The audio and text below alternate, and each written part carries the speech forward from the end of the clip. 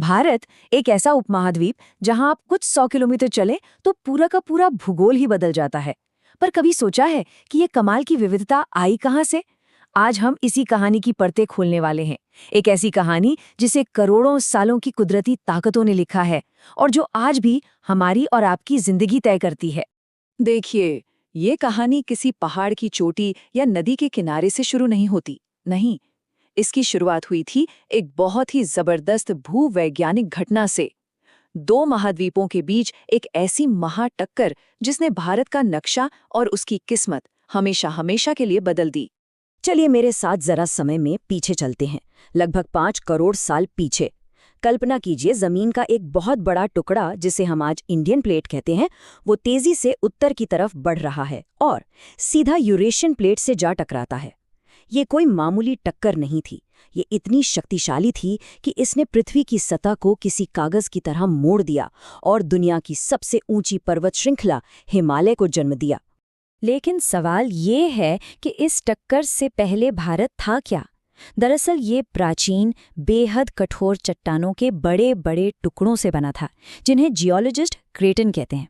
आप इन्हें हमारे उपमहाद्वीप की रीढ़ की हड्डी समझ सकते हैं, अरबों साल पुरानी और एकदम मजबूत। और ये सिर्फ पुरानी चट्टानें नहीं हैं, ये तो भारत के असली खजाने हैं। इन्हीं क्रेटन्स के अंदर देश की ज्यादातर खनिज संपदा छिपी हुई है। सोचिए, लोहा, मैंगनीज से लेकर सोना तक, सब कुछ ये प्रकृति का हमें दिया हुआ अरबों साल पुराना एक तोहफा है। तो उस महाटक्कर ने भारत को एक तरह से 3 बिल्कुल अलग अलग भौगोलिक चेहरों में ढाल दिया। यही 3 पिलर्स या स्तंभ मिलकर आज के भारत की पूरी तस्वीर बनाते हैं। चलिए एक एक करके इन तीनों को समझते हैं। पहला स्तंभ है हमारा राजसी हिमालय। ये सिर्फ पहाड़ों का एक झुंड नहीं है, बल्कि भारत का एक रक्षक है। ये उत्तर से आने वाली बर्फीली हवाओं के लिए एक दीवार की तरह खड़ा हो जाता है और गंगा, यमुना जैसी हमारी जीवन देने वाली नदियों को भी जन्म देता है। अगर हिमालय की विशालता का अंदाजा लगाना हो तो बस कंचनजंगा को देखिए, 8,586 मीटर की ऊंचाई। ये भारत का गौरव है और उस जबरदस्त भूवैज्ञानिक ताकत का जीता जागता सबूत भी है जिसने इसे बनाया। अब आता है दूसरा स्तंभ, भारत का दिल यानी सिंधु गंगा का मैदान। हिमालय से जो नदियां बहकर आती हैं वो अपने साथ उपजाऊ मिट्टी लाती हैं और इसी मिट्टी ने इस इलाके को दुनिया के सबसे अमीर कृषि क्षेत्रों में से एक बना दिया है। सच पूछे तो करोड़ों लोगों का पेट यहीं से भरता है, इसीलिए इसे भारत का अन्न का कटोरा भी कहा जाता है। और तीसरा और आखिरी स्तंभ है प्रायद्वीपीय पठार। ये भारत का सबसे पुराना जमीनी हिस्सा है। ये कठोर पुरानी चट्टानों से बना है और खनिजों का एक बहुत बड़ा भंडार है। भारत के औद्योगिक विकास की नींव रखने वाला लोहा और कोयला हमें यहीं से मिलता है। तो ये जो 3 विशाल भू आकृतियां हैं, ये सिर्फ जमीन के अलग अलग हिस्से नहीं हैं। ये तीनों मिलकर भारत की लाइफलाइन यानी मॉनसून को कंट्रोल करते हैं। आइए समझते हैं कि ये सब होता कैसे है। देखिए, मॉनसून का विज्ञान बहुत सरल है। गर्मियों में जब भारत की जमीन बुरी तरह तपती है तो यहाँ हवा गर्म होकर ऊपर उठती है और एक लो प्रेशर जोन बन जाता है। उसी समय जो ठंडा हिंद महासागर है वो एक हाई प्रेशर का सेंटर होता है। अब हवा का सीधा सा नियम है, वो हमेशा हाई प्रेशर से लो प्रेशर की तरफ बहती है। तो समुद्र से नमी से लदी हवाएं जमीन की तरफ दौड़ पड़ती हैं और यहाँ आकर झमाझम बारिश करती हैं। वैसे भारत में मॉनसून का एक ही चेहरा नहीं है, इसके 2 रूप हैं। पहला तो है जून से सितंबर वाला दक्षिण पश्चिम मॉनसून, जो लगभग पूरे देश को भिगो देता है, और दूसरा है अक्टूबर नवंबर में लौटता हुआ मॉनसून। ये उत्तर भारत में तो आसमान साफ कर देता है, लेकिन दक्षिण पूर्वी तट, खासकर तमिलनाडु में जबरदस्त बारिश लाता है। ये पहाड़ और पठार सिर्फ मौसम को ही नहीं बनाते, बल्कि भारत की जीवन रेखा, हमारी नदियों को भी जन्म देते हैं। ये नदियां अपने साथ सिर्फ पानी नहीं बल्कि पूरी की पूरी सभ्यताएं बहाकर लाती हैं।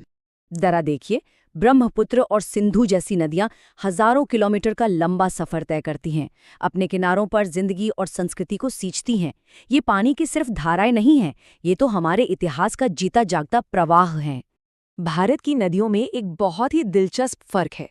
जो नदियां हिमालय से निकलती हैं उन्हें ग्लेशियरों से पानी मिलता है, इसलिए वो साल भर बहती हैं, जिन्हें हम बारहमासी कहते हैं। वहीं दक्षिण भारत की ज्यादातर नदियां बारिश के पानी पर निर्भर हैं, इसलिए गर्मियों में अक्सर उनका पानी कम हो जाता है या वो सूख जाती हैं। और ये अंतर उन इलाकों में रहने वाले लोगों की जिंदगी पर बहुत गहरा असर डालता है। तो अब तक हमने देखा कि कैसे चट्टानों, पहाड़ों और नदियों ने मिलकर भारत का भूगोल बनाया। अब देखते हैं कि यही भूगोल हमें कौन-कौन से कुदरती तोहफे देता है, मतलब हमारी मिट्टी और हमारे खनिज। भूगोल और खेती का रिश्ता तो चोली दामन का है। उत्तर के मैदानों की जलोढ़ मिट्टी चावल और गेहूं के लिए बेहतरीन है, तो दक्कन की काली मिट्टी में सबसे अच्छी कपास होती है। मतलब हर मिट्टी की अपनी एक कहानी है और अपनी एक खास फसल है। अब खनिजों को देखिए, इनका बंटवारा भी भूगोल का ही खेल है। देश का ज्यादातर कोयला नदी घाटियों में दबा हुआ है, जबकि लोहा और बॉक्साइट जैसे खनिज प्रायद्वीपीय पठार की पुरानी चट्टानों में मिलते हैं। ये दिखाता है कि जमीन के नीचे का खजाना सीधे सीधे जमीन की बनावट से ही जुड़ा हुआ है।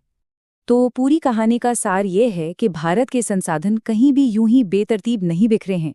उनका बंटवारा सीधे तौर पर देश के भूवैज्ञानिक इतिहास से जुड़ा है।